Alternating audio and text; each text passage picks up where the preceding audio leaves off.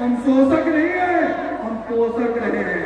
और एक आपको यदि पता नहीं हो कि इतिहास का पन्ना उठाकर देख लीजिए, विनोबा भावे जी के द्वारा लिखित पुस्तक को उठाकर देख लीजिए, गरीब दलितों को बिहार में बसाने के लिए, स्कूल कॉलेज खोलने के लिए, हॉस्पिटल खोलने के लिए और मठ मंदिर बनाने के लिए भूमिहार ब्राह्मणों ने इस बिहार में 33 करोड़ एकड़ जमीनें दान में दे दी। संविधान में लिखा है कि इस देश में रंग भेद, रंग रूप, लिंग, जाति के आधार पर किसी के साथ कोई भेदभाव नहीं किया जाएगा। फिर ये जाति क्यों बताने की बात हो रही है? अपने यहाँ के भूखों लगे थे कि नहीं लगा तो हाथ जरा खड़ा कीजिए। एक मिनट भैया भैया सुबह से लगातार भूखे प्यासे बैठने के बाद भी कह रहे कि भूख नहीं लगी है, तो हम आपके तरफ से नीतीश कुमार जी को एक बात बताना चाहेंगे, एक बात कहना चाहेंगे कि नीतीश कुमार जी भूमिहार और ब्राह्मणों की आबादी का अंदाजा मत लगाइए, क्योंकि अंदाजा बारिश का लगाया जाता है, तूफान का नहीं लगाया जाता। गलत जगह अंदाजा लगाया, आप आंक ही नहीं पाइएगा कि हमारी आबादी कितनी। एक जिले की आबादी आप आज गिन लेते। आज भूमिहार ब्राह्मण महापंचायत राष्ट्र कवि दिनकर जी के धरती पर सर गणेश दत्त जी के नाम पर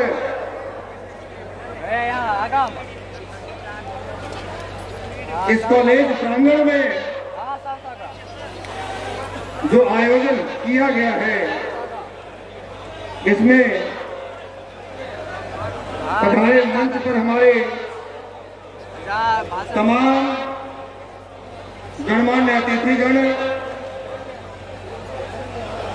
समय का अभाव है, एक एक अतिथियों का नाम लेना मतलब कि आधे घंटे सुने होंगे। और मैं बार बार कहता हूं कि हमारे लिए मंच पर बैठने वालों से ज्यादा महत्वपूर्ण मंच के सामने बैठने वाले लोग होते हैं, इसलिए समूह का नाम ले पाना संभव नहीं। फिर भी बहुत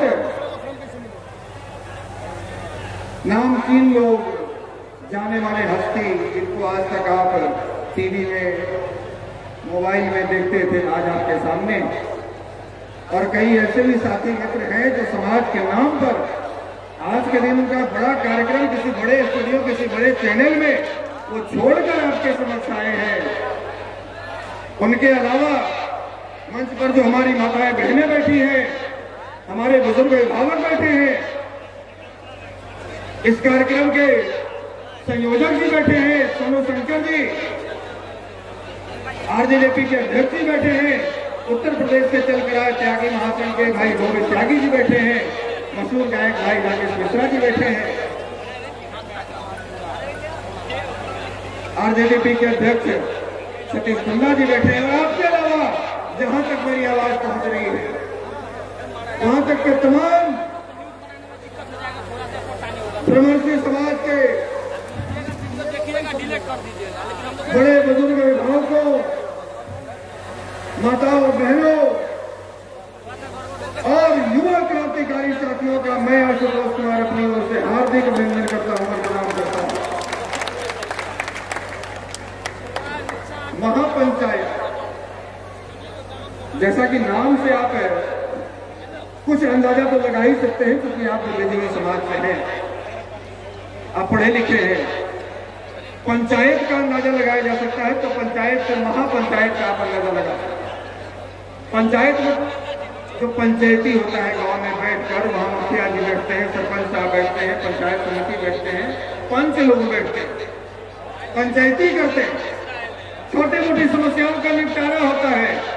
फलनवा हमारे घर से वो नली निकल रहा था, उसका पानी रुक गया, अब उसकी पंचायती पंचायत में हमारा जमीन कब्जा कर लिया, उसकी पंचायती पंचायत में होगी। हमको कोई बगल वाला पड़ोसी चुट्टी काट लिया तो इसकी पंचायती पंचायत में होगी। लेकिन यदि हमारे पूरे समाज को लाभान्वित करने वाली बात होगी, जैसे इस देश में, इस राज्य में पिछड़ा आयोग बना है और उसको संवैधानिक दर्जा दिया गया है, हमें कोई दिक्कत नहीं है। दलित आयोग बना है, उसे संवैधानिक दर्जा दिया गया है, हमें कोई दिक्कत नहीं है। अल्पसंख्यक आयोग बना है, संवैधानिक दर्जा दिया गया है, हमें कोई दिक्कत नहीं है। महिला आयोग बना है, उसे संवैधानिक दर्जा दिया गया है, हमें कोई दिक्कत नहीं है। तो फिर सरकार को सवर्ण आयोग के गठन करके संवैधानिक दर्जा देने से भी कोई दिक्कत नहीं होगी। जब महिला कल्याण मंत्रालय हो सकता है, अल्पसंख्यक कल्याण मंत्रालय हो सकता है, पिछड़ा अति पिछड़ा कल्याण मंत्रालय हो सकता है, दलित महादलित कल्याण मंत्रालय हो सकता है, तो फिर सामान्य वर्ग कल्याण मंत्रालय क्यों नहीं हो सकता है भाई? आप लोग सहमत हैं? होना चाहिए कि नहीं होना चाहिए? होना चाहिए। तो होना चाहिए तो केवल एक दिन ऐसे महापंचायत में आकर बैठकर ताली थपड़ी बजाकर समर्थन करने से काम नहीं चलेगा। हम ये नहीं कहते कि आप रोज अपना काम धंधा छोड़ दीजिए, बिजनेस व्यापार छोड़ दीजिए, नौकरी छोड़ दीजिए और हमारी तरह सड़कों पर संघर्ष करते रहिए। लेकिन जब भी मौका मिले, आप जहां भी रहें, सोशल मीडिया के द्वारा शरीर से, धन से, मन से, जैसे हो सके इस मिशन को समर्थन दीजिए। और मैं इस समाज का नेता नहीं, समाज का बेटा होने के नाते आपसे वादा करता हूं कि आपका एक एक अधिकार आपके झोले में जमा कर रहा हूं। आज के 10-11 वर्ष पहले जब हम लोग घरों से निकलते थे समाज को संगठित करने के लिए, तो लोग कहते थे कि आशुतोष लगता है पागल हो गया। बावन ब्राह्मण कभी एक हो सकता है? भूमिहार ब्राह्मण और तराजू मेढक कभी तराजू पर तोला सकते हैं? तो आज आपको बताते हुए गर्व महसूस हो रहा है कि आज के 11 साल पहले कभी 20 बाई 20 पंडाल लगाकर हम लोग पंचायत बनाते थे और आज 11 साल बाद उस संघर्ष का परिणाम है कि 1,20,000 स्क्वायर फुट में पंडाल लगाकर हम लोग वहां पहुंचते हैं। और इस तरह से हमारा समाज संगठित हो रहा है। यहां से लेकर दिल्ली के नोएडा, मेरठ, मुरादाबाद, मुजफ्फरनगर, हर जगह समाज संगठित हो रहा है।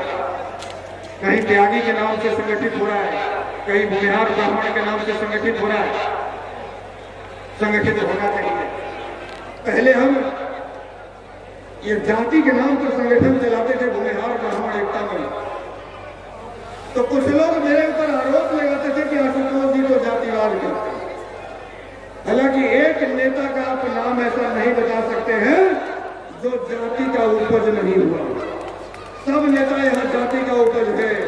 नीतीश कुमार जी जो आज पिछले 18 वर्षों से बिहार के मुख्यमंत्री बने हैं, वो कुर्मी चेतना फ्रंट के ऊपर है, वो कुर्मी चेतना रैली के ऊपर है। लालू यादव मंच से गांधी मैदान में आए लोगों को कहते हैं कि जितने लोग आए हैं सब के सब यदुवंशी हैं, लेकिन आरोप केवल आशुतोष पर लगता। तो आपके आरोप से लगाने से हमको कोई फर्क नहीं पड़ता है, क्योंकि हम जानते हैं कि हम किस कौम से हैं। जो बिना पंख के उड़ाए, जो बिना फेविकोल के सटाए, वही ब्राह्मण और भूमिहार कहलाए। इसलिए जरा हिसाब करिए। आज तो हम दावे के साथ कह सकते हैं कि हम माननीय न्यायालय के आदेश का पालन करते हैं, हम सरकारी आदेश का पालन कर रहे हैं। सरकार कह रही है कि आपको अपनी जाति बतानी है, आपको अपनी गिनती बतानी है, तो हम लोग न्यायालय में गए। माननीय सरकार कहती है कि आपको अपनी जाति बतानी होगी, अपनी आबादी बतानी होगी, और संविधान में लिखा है कि इस देश में रंग भेद, रंग रूप, लिंग, जाति के आधार पर किसी के साथ कोई भेदभाव नहीं किया जाएगा। फिर ये जाति क्यों बताने की बात हो रही है? तो न्यायालय का भी आदेश आया कि नहीं, तुमको जाति बतानी है। तो अब तो हम दावे के साथ कह सकते हैं, सीने का एक बटन खोल कर कह सकते हैं कि हम न्यायालय के आदेश का पालन कर रहे हैं, अपने जाति का संगठन कर रहे हैं। हम लोग इस महापंचायत में आए हैं, बहुत सारे वक्ता है और कई सम्मेलनों में, सभाओं में हमने अपनी बात रखी है, और जो मूल बातें हैं सोशल मीडिया के माध्यम से आए दिन, कभी लाइव के माध्यम से, कभी मीडिया बंधुओं के माध्यम से मैं आप सबों के बीच में रखता हूं। आज जो महापंचायत का उद्देश्य है, हम लोग 5 सूत्री मांग जो पूरे समाज को लेकर है, और कुछ मांगे जो स्पेशल बेगूसराय को लेकर है, हम लोग इस मंच से आप सबों के बीच रखना चाहते हैं। यदि आपकी सहमति होगी तो दोनों हाथ उठाकर समर्थन देंगे, और सहमति नहीं होगी तो आप अपनी असहमति दर्ज कराएंगे। अभी हाथ उठाइएगा, जब पहले बोल लेंगे तब। तो हमारी मांग क्या है जो पूरे समाज को लाभान्वित करेगा? हमारी पहली मांग है कि सवर्ण आयोग का पुनर्गठन करो और उसे संवैधानिक दर्जा दो। यदि आप सहमत हैं तो दोनों हाथ उठाकर अपनी सहमति दर्ज कराएं। हमारी दूसरी मांग है कि ईडब्ल्यूएस के तहत गरीब सवर्ण छात्रों को जो 10% आरक्षण का लाभ दिया गया है, उसमें उम्र सीमा में छूट दी जाए, परीक्षा शुल्क में छूट दी जाए, और सीटेट में जो अभी सीटेट की तो बहाली हुई, जो परीक्षा हुआ उसमें ईडब्ल्यूएस कोटे को लागू नहीं किया गया है। सरकार उस ईडब्ल्यूएस कोटे को लागू करे। हमारी तीसरी मांग है कि यदि बिहार के प्रत्येक जिले में अम्बेडकर छात्रावास बन सकता है, बिहार के प्रत्येक जिले में कर्पूरी छात्रावास बन सकता है, बिहार के प्रत्येक जिले में लोहिया छात्रावास बन सकता है, तो बिहार के प्रत्येक जिले में परशुराम छात्रावास क्यों नहीं बना? परशुराम छात्रावास बने जहां सामान्य वर्ग के गरीब बच्चे मुफ्त में रहकर अपने पठन पाठन कर सके। हमारी चौथी मांग है कि 2013 में जो नाम के लिए सवर्ण आयोग बनाया गया था, उसकी कमेटी ने एक रिपोर्ट सार्वजनिक किया, और वो रिपोर्ट नीतीश कुमार जी के टेबल पर 10 वर्षों से आज भी धूल खा गई है। नीतीश कुमार जी ने उस पर कोई कार्रवाई नहीं की।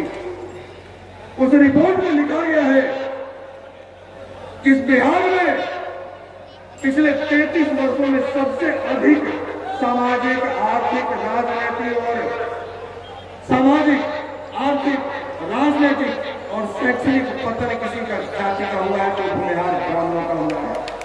17% भूमिहार ब्राह्मण के युवा बच्चे अपनी गरीबी के कारण पढ़ाई नहीं कर पाए, और 43% भूमिहार ब्राह्मण गरीबी की वजह से अपनी जमीनें बेचने पर मजबूर है, और 60% भूमिहार ब्राह्मण जिसको बिहार में एक साजिश के तहत रोजगार नहीं दी जा रही है, वो लोग बिहार अपनी मां, अपनी मिट्टी को छोड़कर पलायन करने को मजबूर हैं।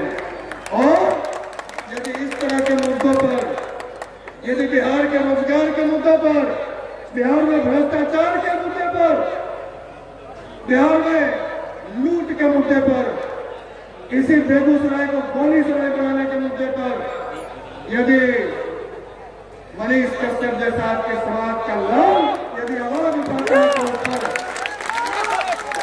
पर धारा लगाकर, उस पर रास्ता लगाकर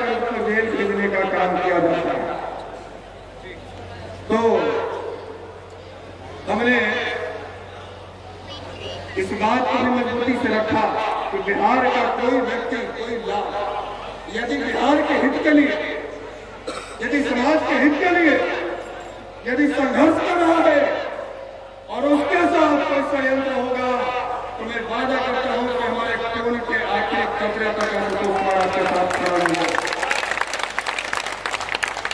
बेगूसराय से संबंधित जो हमारी मांगे हैं, जो 5वीं मार्च के जिसमें मैं आधी बात रखा कि जो सवर्ण आयोग के रिपोर्ट के मुताबिक विगत 33 वर्षों में हमारे जो हालात हुए हैं, कई प्रतिशत लोग समाज की मुख्य धारा से बहुत पीछे चले गए। उनको वापस समाज की मुख्य धारा से जोड़ने के लिए जिस प्रकार से राजस्थान सरकार ने ऑल ब्राह्मण वेलफेयर एसोसिएशन बनाया है, ऑल ब्राह्मण वेलफेयर एसोसिएशन, उसी प्रकार से बिहार सरकार ने ब्राह्मण भूमिहार समाज के वैसे लोगों के लिए जिनकी स्थिति आज बद से बदतर हो गई है, वैसे लोगों को समाज की मुख्य धारा से जोड़ने के लिए एक वेलफेयर एसोसिएशन का गठन करें और प्रत्येक वर्ष 100 करोड़ रुपए का सहयोग राशि उसमें प्रदान करे ताकि समाज का कल्याण किया जा सके। और कई लोग इसमें ऐसे भी आए जिनको अपने ही समाज की उपलब्धि के बारे में नहीं पता, कई मंचों से इस बात को रखा, लेकिन फिर आज कह रहा हूं इसको याद रखने लायक है। जो लोग आपके खिलाफ दलितों के बीच में जाकर, पिछड़ों के बीच में जाकर ये नफरत फैलाते हैं, ये तो भूमिहार है, ये तो ब्राह्मण है, ये तो राजपूत है, ये सामंती है, ये शोषक है, ये मनुवादी है।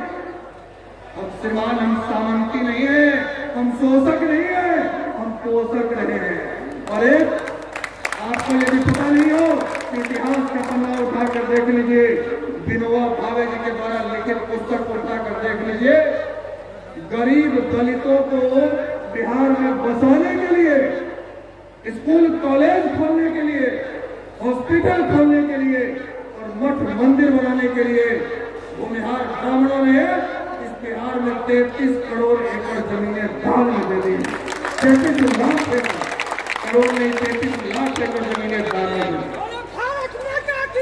हम मानते हैं कि इस वर्ग से ज्यादा दानी दानवीर कौन ले गई है जितना दानी समाज ने दिया।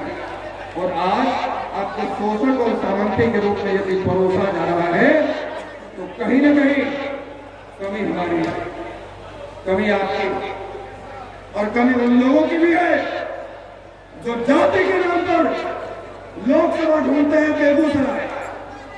क्यों भाई? तो बेगूसराय में 5.5 लाख भूमिहार होता है, जाति के नाम पर तो हमको वोट नहीं देगा। और जब चुनाव जीत के चल जाएंगे तो हम भूमिहार नेता नहीं रहेंगे, हम हिंदू के नेता बन जाएंगे। तो हिंदू के नेता बनना है तो हम आपसे आग्रह कर रहे हैं कि जाकर आप बिहार से चुनाव जीत के दिखा दीजिए, जाकर किसानगंज से चुनाव जीत कर दिखा दीजिए। और यदि भूमिहार बहुल क्षेत्र से आपको चुनाव लड़ना है तो भूमिहारों की समस्याओं पर आपको बोलना ही पड़ेगा, सोच खोलना पड़ेगा, तब समाज आपको वोट देगा। बिहार का वोट अभी समाज नहीं देगा। आपके इस महापंचायत को असफल करवाने के लिए आपके ही समाज के चंद लोग जानबूझकर, क्योंकि 4 महीने पहले इसे जीडी कॉलेज ग्राउंड को आरक्षित करवाया गया था, 4 महीने पहले, और मात्र 15 दिन पहले बगल के जिला भूमिहार बहुल जिला मुजफ्फरपुर में आप ही के समाज के लोगों